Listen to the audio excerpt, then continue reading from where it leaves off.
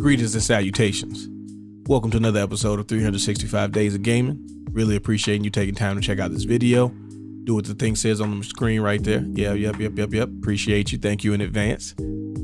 All right, so we talked about Dante's Inferno before and about how it was like the Christianity spin on God of War. Well, I want to talk about a game that was like, nah, we don't even change the theology going on. Let's keep it Greek. This is Rise of the Argonauts. Now, let me get this out of the way first.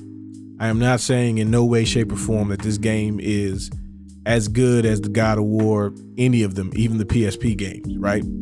What I'm saying is that I like Greek mythology, especially in video game form, so I kind of give bonus points to any game that does that. But on top of that, this game did some things that I thought were really, really cool and different at the time. Now, this game is also like the first game that I checked out when I was an employee at GameStop, which is something I don't even know if they let you still do anymore, but it allowed me to play games without having to buy them. And so I was like, I'll check it out. Can't be too bad. You know, even if it's terrible, I didn't pay no money. But I was pleasantly surprised about a lot of things in this game. But I understand this is not like the best Greek-based game. But there are some things that you can clearly see the influences of God of War. But there are some things that it does that are very different and unique and individual. And I always appreciate when games try to do things like that. So one of the things is, first and foremost, you play Jason, right? Because, you know, Jason and the Argonauts. And you're going to get everybody from the crew. One of the first people that are in your crew is Hercules. And his proportions are insane. Like, he is a massive, massive individual. And obviously he should be, you know, he's a demigod, super strong. And they do some things in the game to show you how strong he is. But like, he is like ridiculously huge. And I thought that that was great. And so like the whole time when you started to get your whole crew and you could pick your party members, he was always in my party because why not? Like, we can always use a guy who is that big and that strong in any situation. That has to be a use for him.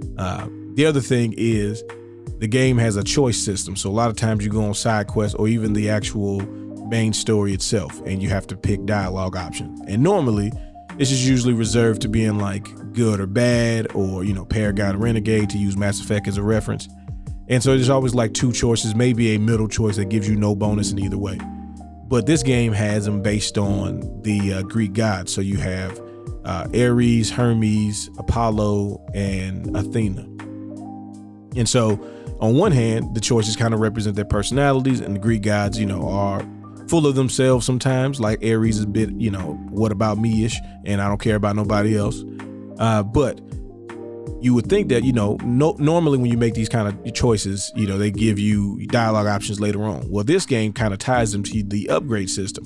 So in order for you to get, you know, certain levels and certain gods in their tree, their skill tree, basically, you have to take options that you may not 100% want to do, but you know you need a little bit extra to get over that hump so you can get that next skill. And for example, for most of the combat stuff, you know, or at least some of the combat, Ares has trees, but you know, Ares is kind of a jerk. So I don't want to be a jerk when I play these games. I know it's just a video game, but I still feel a certain way. But I gotta kind of pick some of those sometimes to get the points that I need, to get the moves that I want, in order to make sure that I can still be the hero. Because this game's combat is not, you know, its strongest suit. It's not terrible, but if anything, it's almost like too easy. And I know for some people that's a problem, but I like being the hero when I play games. So I would rather it be easier than it be, you know, unforgivingly hard, which this game is neither. But, you know, that's just making a point about the combat is not great, but you can get very strong very easily if you just be a jerk for a little bit, which is what I did. The other thing I like is the equipment system, where you have a mace, a sword, a spear, and a shield, and you can upgrade them as well as your armor. And you could find different ones, whether it be through the actual course of the game as far as the main story or with side missions.